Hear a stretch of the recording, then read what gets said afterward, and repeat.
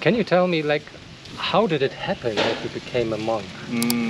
Yeah, my case, the reason that I became a monk is a little bit different than the more traditional one, because my families are not Buddhist originally, right? So I'm Khmer, which is one of the 49 ethnic groups. So we are Annamese people.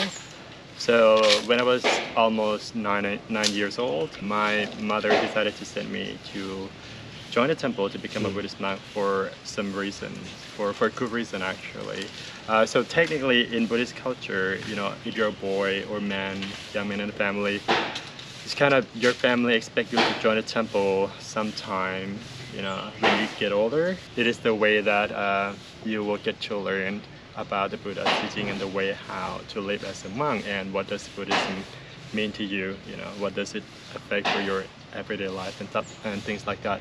But like I said, in my case, because we were not Buddhist, so my mom was like, okay, she thought it was good for me to leave the village, because the environment where I grew up was not very healthy for a lot of reasons. So when she thought of sending me to school, I was too young, you know, for that. So she decided me to, okay, just send me to the temple, which is a place where I can get discipline, that I can be taught how to behave, you know, living in a monastic way of life, and you know, with other monks. So it's more like a big family. So she doesn't have to worry about me.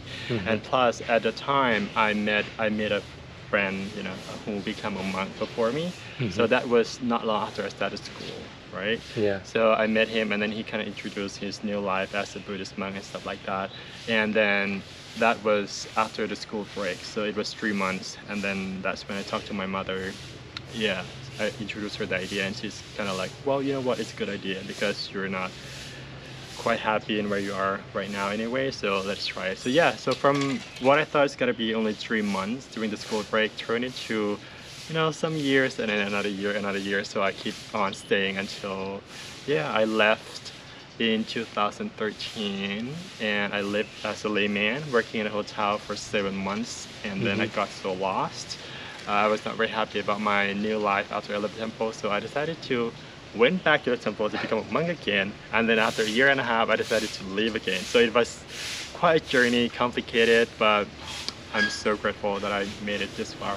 Wow, yeah, it's quite a journey, and very unusual to a lifestyle like where I'm from. So that's why I have so many questions. You know, just like you were like 9.5. 8.5. 8.5.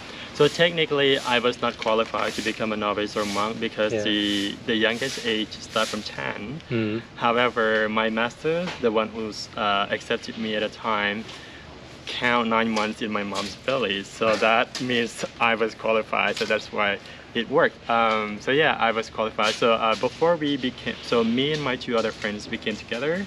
So the first temple that I joined in was like 70 kilometers away from my hometown.